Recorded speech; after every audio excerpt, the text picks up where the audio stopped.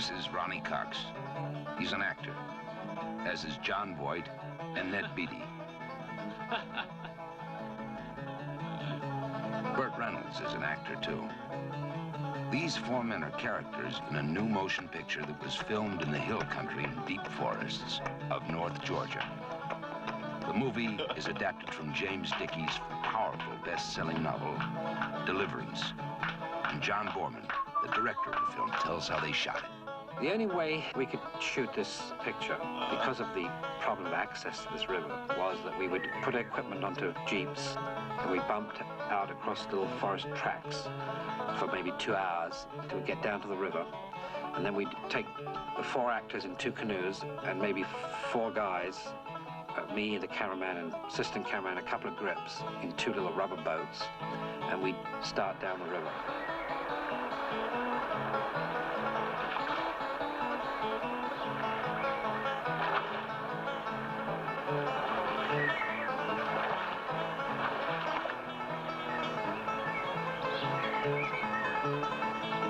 When you see that river and you realize what this country used to be, you can only weep for the destruction. Author James Dickey is also concerned over the way this natural world is being ravaged. Its survival is one of the central ideas of his writings. He talks about the losses imposed by man. We are never going to be able to get out of the man world if we don't have any place to go to from the man world.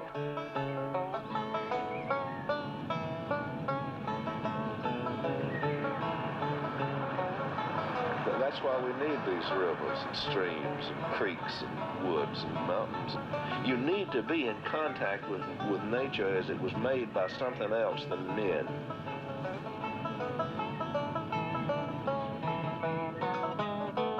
Dickey is professor of English and poet-in-residence on this campus at the University of South Carolina. He shares with Robert Lowell the distinction of being one of the major American poets of his generation. Dickey's physical presence is striking. When he writes of challenging raging white water in a frail canoe, or hunting deer with bow and arrow in the wilderness, it's something he's done himself.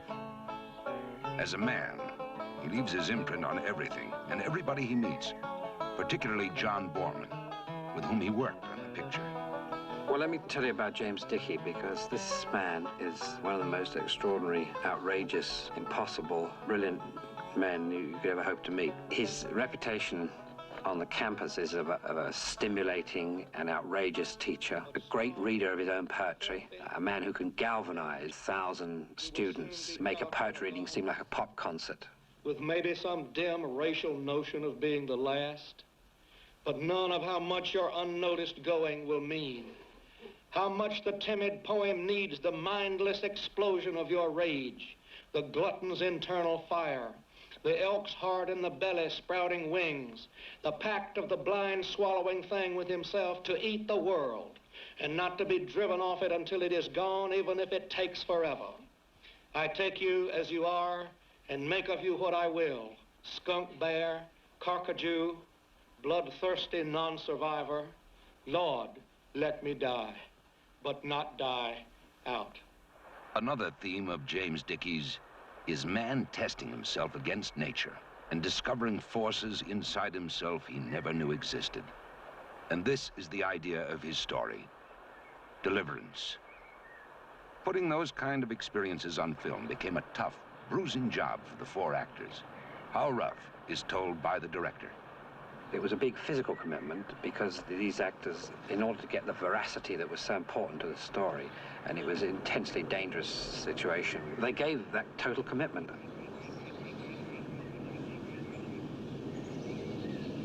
There's a sequence which is quite an important scene in the film where a character of Ed, played by John Voight, has to scale a 200-foot cliff, and John felt that he ought to climb that cliff himself because he felt there was a kind of betrayal not to use a double or whatever. And he did. In the film, the men are caught in a harrowing bind, trapped between the wild rapids and a killer lurking out of sight.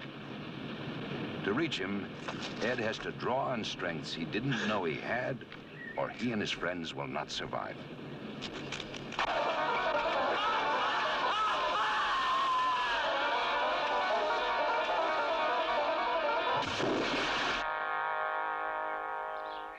Burt Reynolds is John Voight's co-star. He plays Lewis, a powerful man with an obsession for pitting himself against nature.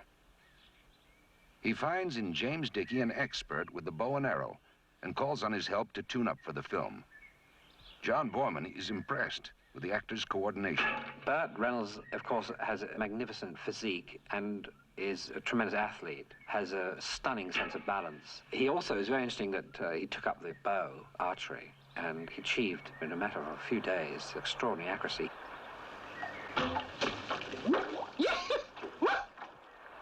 Those who know Dickey see much of him in each of his four characters. I love the woods and I love wild nature. I think any human being enjoys being where he likes to be. And it's an important part of my particular psychological makeup. What I would like for people to imagine when they see the film is that this guy, this mild-mannered suburban fella, businessman, is really a natural-born killer. The sheriff in the story is a man who is from those parts, and he looks it. And it seemed very appropriate that Dickey played the part of the sheriff. He didn't like acting too much, but he did it terribly well because he brought to it such a depth of experience and feeling. Now, what about this? Look, Sheriff, we've been through quite a lot. I don't know what's wrong with your man there. Mr. Queen's got a brother-in-law back up in there somewhere. He took off hunting a 3 days ago, and nobody's heard from him since. And Mr. Queen thought maybe y'all might have happened up on him somewhere. Well, we didn't. Dave, don't let him go. These boys is lying.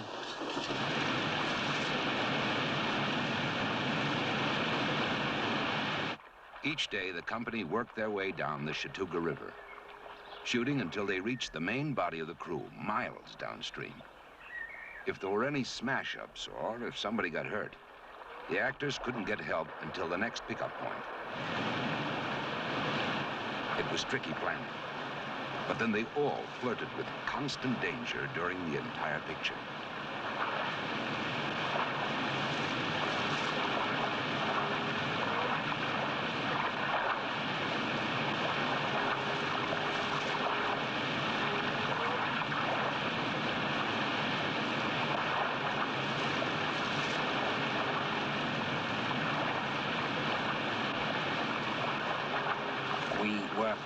Picture without insurance because no insurance company would insure us against the kind of risks that they were taking. But they did it, and it gives the film and it gives their performances a quality which couldn't otherwise have been achieved.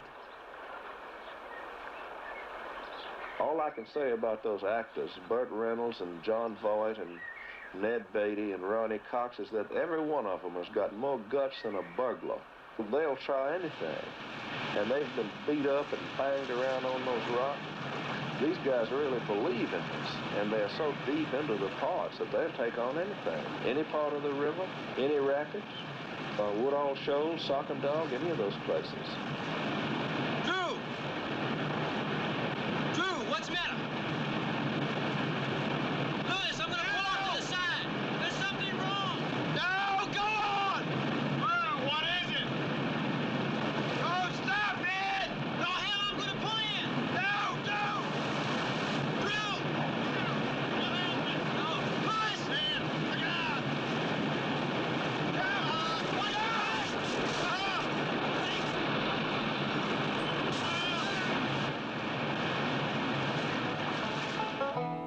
During the course of the making of this film, I had what I can only describe as a turbulent relationship with James Dickey, and a bruising one.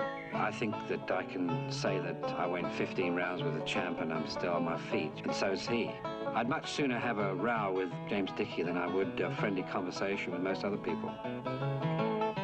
Out of this relationship between James Dickey and John Boorman has grown the motion picture, Deliverance.